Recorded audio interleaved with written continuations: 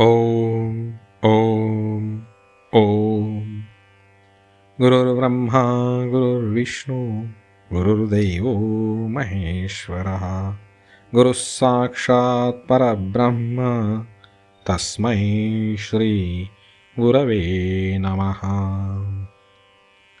वेद प्रतिपाद्या. वेदांनी प्रतिपादन केलेल्या श्री गणेशाला नमन. वेदांमध्ये नक्की काय प्रतिपाद्य आहे याच्यावर प्रचंड मंथन झालेलं आहे. यातूनच 6 दर्शने 6 शास्त्रे निर्माण झाली आहे. वेदातील शिरोवाक्यांमध्ये ज्यांना महावाक्य असेही म्हणतात, ब्रह्म या नावाने परमतत्वाचे प्रतिपादन करण्यात आले आहे. प्रज्ञानम ब्रह्म तत्वमसी अय आत्मा ब्रह्म अहम ब्रह्मास्मी सर्वं खल्विदं ब्रह्म इत्यादी. म्हणजेच ज्या तत्वाचे प्रतिपादन करण्यासाठी तत्वदर्शी ऋषींच्या मुखातून वेद अवतरले ते ब्रह्म तू आहेस असे माऊली म्हणतात. आणि म्हणून अथर्व शीर्षामध्ये मंत्र आहे, त्वमेव प्रत्यक्षं ब्रह्मासी. जय जय स्वसंवेद्या.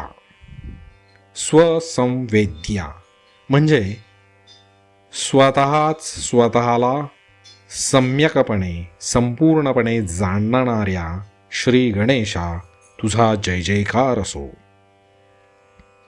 ज्याचे स्वरूप वेदांनी प्रतिपादन केले आहे तो वेदांनी जाणला जाऊ शकतो का? तर नाही. कारण वेदांनी केलेले वर्णन हे शब्दरूप आहे. शब्द एखाद्या विषयाचे नाम व त्याचे गुणवर्णन करू शकते, पण प्रत्यक्ष ज्ञान हे अनुभवल्याशिवाय होत नाही. या ठिकाणी ब्रह्म या शब्दाच्या संदर्भामध्ये किंवा परमात्म्याच्या स्वरूपाच्या संदर्भामध्ये गुणवर्णनापेक्षा स्वरूपवर्णन किंवा लक्षणवर्णन करू शकते असं आपण म्हणूयात. साखर पांढरी, शुभ्र व गोड आहे हे फक्त शब्दज्ञान साखरेचे ज्ञान देऊ शकत नाही. त्यासाठी साखर प्रत्यक्ष पाहावी व खावी लागते.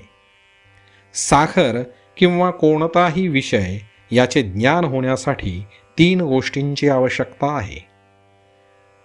साखर म्हणजे विषय, ती साखर अनुभवणारा आणि यातून होणारा अनुभव, यालाच दृश्य ऑब्जेक्ट, दृष्टा सब्जेक्ट आणि ज्ञान नॉलेज असे अनुक्रमे म्हणतात. दृश्य दृष्ट्याहून जेव्हा वेगळे भासते तेव्हाच हे अनुभवजन्य ज्ञान घडते. या तिन्हीमध्ये दृष्टा पाहणारा महत्त्वाचा आहे. जेव्हा पाहणारा असतो किंवा पाहणारा जन्मतो तेव्हाच दृश्य व अनुभवज्ञान मागून येतात. आताच क्वांटम मेकॅनिक्स किंवा क्वांटम फिजिक्स सुद्धा हेच सांगतंय. परंतु या दृष्ट्याला म्हणजे खरं तर क्वांटम मेकॅनिक्सनी सांगायची गरज नाही, हा आमचा सामान्य अनुभव आहे. परंतु या दृश्याला पाहणाऱ्यालाच पाहायचे असेल तर, जाणणाऱ्यालाच जाणायचे असेल तर, डोळा डोळ्याला प्रत्यक्ष पाहू शकेल काय? आरसा डोळ्याची फक्त प्रतिमा दाखवतो, प्रत्यक्ष डोळा नाही दाखवू शकत. जे परमतत्व, जे या विश्वातील दृश्य वस्तू ऑब्जेक्ट नाही, ज्याच्या प्रचोदनाने तेजाने सर्व ज्ञानेंद्रिये जाणण्यासाठी ज्ञान घेण्यासाठी समर्थ होतात, जीवांच्या जागृत, स्वप्न व सुषुप्ती या तिन्ही अवस्थांना जो ज्ञाता बनून प्रकाशमान करतो, प्रत्येक जीवामध्ये अहम मी या स्फूर्तीतून सर्व जगाचा जो साक्षी आहे, मी जाणतो अशी दृष्ट्याला स्फूर्ती झाल्यानंतर हे दृश्यरूपी विश्व ज्यामुळे आकाराला येते असा अलक्ष्य अलख परमतत्व तो गणेश कसा बरे जाणला जाऊ शकेल? श्रुती म्हणते, तमेव भान्तम् अनुभाति सर्वं तस्य भासा सर्वमिदं विभाती. ज्याच्याशिवाय दुसरे काहीच नाही अशा एकमेव अद्वितीय तत्वाला कोण कसे जाणू शकेल? परंतु वेद याचा अर्थच मुळी जाणलेले. जे वेदवित ऋषींनी जाणले ते शब्दज्ञान म्हणजे वेद. त्यामध्ये वेदवित ऋषींनी तर गर्जना केली आहे, वेदाहमेतं पुरुषं महांतं आदित्यवर्णं तमसः परस्तात्. आम्ही त्या अज्ञानरूपी अंधकारापलीकडील ज्ञान सूर्यरूपी पुरुषाला जाणले आहे. कसे काय? तर स्वतःला म्हणजे स्वतःच्या स्वरूपाला, आत्मस्वरूपाला जाणून, कारण तो सर्वांचा आत्मा आहे. म्हणून माऊली पुढे म्हणतात आत्मरूपा. आता स्वतःला जाणणं म्हणजे वेदांमध्ये जे आहे त्याला परोक्ष ज्ञान म्हणतात. आणि ह्या अपरोक्ष ज्ञानानं स्वतःला जाणता येतं. हा फार सूक्ष्म विषय आहे. असो, माऊली पुढे म्हणतात आत्मरूपा. आत्मारूप श्री गणेशा तुला नमस्कार असो. आत्मा या शब्दाला बहुतेकांच्या मनात एक गूढ वलय आहे. आत्मा म्हणजे प्रत्येक जीवाच्या आत असलेले गूढ चैतन्य, जे मृत्यूनंतर एका शरीरातून आकाशात भटकत पुन्हा दुसऱ्या शरीरात जाते, ते अशीच बहुतेकांची कल्पना असते. जगभर आत्मा याचा म्हणजे ही जगभर अशी कल्पना एकंदरीत आहे. आत्मा ह्याचा शब्दशः अर्थ आहे आतला, आणि त्याचा बोधार्थ आहे, लक्षार्थ आहे, अस्तित्वाचा व सर्व गुणधर्माचा आधार किंवा कारण. आपण एका लगोरीच्या 5 पायऱ्यांच्या मांडणीची कल्पना करूया. सर्वात वरची पायरी किंवा दगड किंवा फरशी म्हणू आपण, तिचा आत्मा चौथा दगड. कारण चौथा दगड काढला तर 5व्या दगडाला अस्तित्व नाही.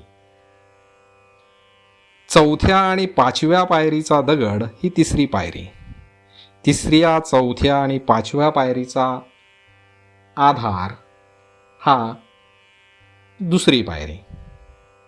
आणि हा आधार म्हणजे आत्मा, कारण ह्याच्यामुळे त्याला अस्तित्व आहे. आणि 5ही पायऱ्यांचा जो आधार, जी जमीन, तो सर्वांचा आत्मा असं आपण म्हणूयात.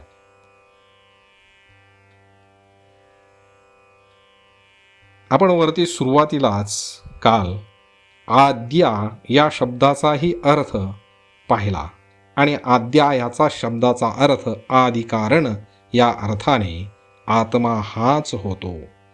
म्हणून या संपूर्ण दृश्य विश्वाचा आत्मा, आदिकारण, आधार श्री गणेश आहे असं माऊली म्हणतात. याचाच अर्थ संपूर्ण विश्वाचा आधार, त्याच्या अस्तित्वाचा, त्याच्या गुणधर्माचा, त्याच्या रूपाचा, सर्व काहीचा आधार किंवा कारण तो आत्मा श्री गणेश आहे. ह्या विश्वाचे अस्तित्व आणि सर्व काही त्या आत्म्यावर अवलंबून आहे.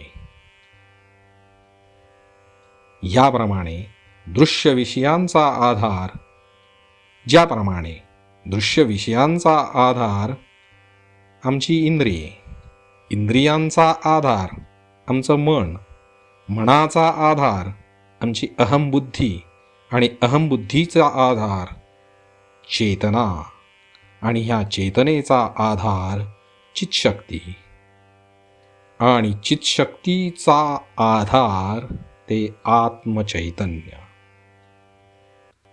म्हणजे परमात्मा श्री गणेश, ज्याला कोणताच आधार नाही, ज्याचे कोणतेच कारण नाही, त्यामुळे तो सर्वांचा आत्मा आहे, परंतु त्याचा आत्मा असू शकत नाही, तो परमात्मा म्हणजे श्री गणेश, म्हणजे सर्व आधार, सर्वांचा आधार आणि आदिकारण. त्यामुळे प्रत्येक जीवाच्या शरीरात तर तो आत्मा आहेच, पण संपूर्ण जड व चेतन विश्वातल्या वस्तूंचा आत्मा तो श्री गणेश आहे. आणि म्हणून अथर्वशीर्षामध्ये मंत्र आहे, त्वं साक्षात् आत्मासि नित्यम. ओम तत्सत.